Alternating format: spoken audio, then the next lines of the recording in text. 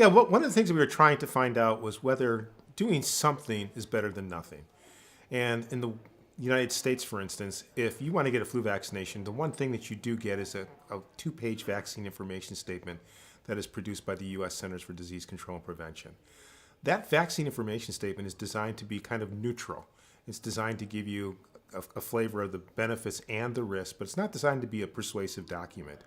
So we had two other conditions in addition to virtual reality. One was just a simple video. It was the virtual reality experience without the immersiveness and without the three-dimensional elements. It was just a 5-minute video. The other condition was we took that video and we put it into a storyboard form and put it on a tablet. A tablet would be something that could be used in most doctors' offices. Unfortunately, we found that neither of them worked. They were not persuasive. They were no better than the vaccine information statement was. And so it really illustrated that if you're doing a study with people or an intervention with people who don't normally get a flu vaccination, it really is a challenge to persuade them. You have to go and do something that really immerses them, really engages them, really gets them to feel what it's like to be part of transmitting flu to other people.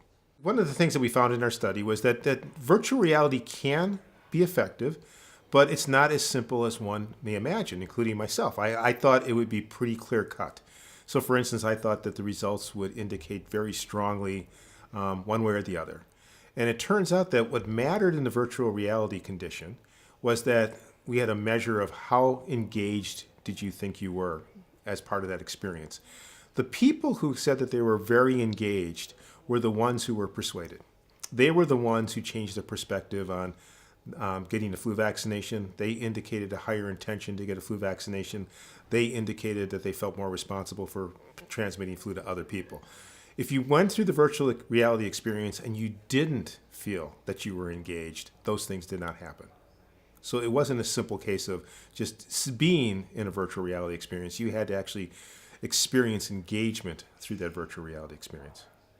One of the great things about virtual reality is the technology is becoming much more accessible and much more usable and much more affordable.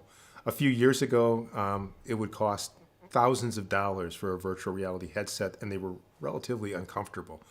Today, for a couple $100, you can get a headset that you can put on a person that's slightly bigger than goggles. And the technology is such that they anticipate in the coming years, the technology will be maybe eyeglass-like. And so I think it will have great potential then to be used in a lot of different places, including potentially doctors' offices.